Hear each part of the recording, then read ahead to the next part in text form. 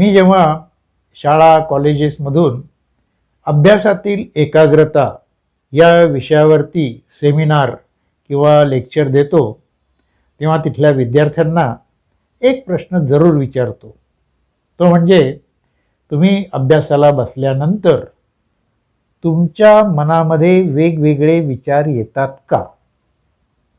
आणि जर समजा येत असतील तर तुमचा हात तुम्ही वरती करा. तुम्हाला आश्चर्य वाटेल की सगळेच्या सगळे विद्यार्थी हात वरती करतात.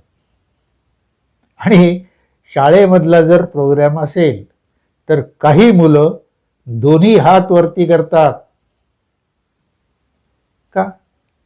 कारण हा कॉमन प्रॉब्लेम आहे. जेव्हा त्यांच्या मनामध्ये वेगवेगळे विचार येतात त्यावेळेस त्यांचं कॉन्सन्ट्रेशन गेलेलं असतं. ते अभ्यासावरती फोकस होऊ शकत नसतात आणि त्यांचे सगळे प्रॉब्लेम परीक्षेचे अभ्यासाचे हे त्यामुळे सुरू होतात, एकाग्रता नसल्यामुळे. आता हा प्रॉब्लेम काही फक्त भारतातल्या विद्यार्थ्यांचा आहे का? नाही, संपूर्ण जगातल्या विद्यार्थ्यांचा हाच प्रॉब्लेम आहे.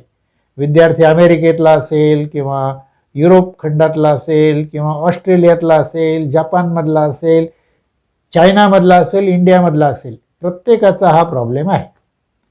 आता हा प्रॉब्लेम सॉल्व करण्यासाठी आपल्याला एकाग्रता शिकणं आवश्यक आहे.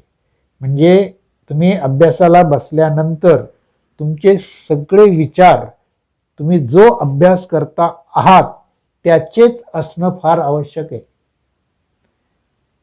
तरच तुमची एकाग्रता येणार आहे. आणि एकाग्रता आल्यानंतर तुमचे सगळे अभ्यासाचे प्रॉब्लेम सुटणार आहेत. मग आता ही एकाग्रता तुमच्याकडे नाही आहे का? तर आहे. प्रत्येकाकडे एकाग्रता आहे. एकाग्रता असल्याशिवाय आपण रोजची कामं सुद्धा करू शकणार नाही. पण कोणतंही विशिष्ट काम करायचं तर त्यासाठी लागणारी एकाग्रता वेगळी असते आणि ती शिकावी लागते. तुम्हाला 4 व्हीलर शिकायची आहे, कार शिकायची आहे, तर तुम्हाला कार चालवायच्या वेळेस आवश्यक असलेली एकाग्रता शिकायची असते, तरच तुम्ही कार चालवू शकतात. त्यासाठी लागणारी एकाग्रता वेगळी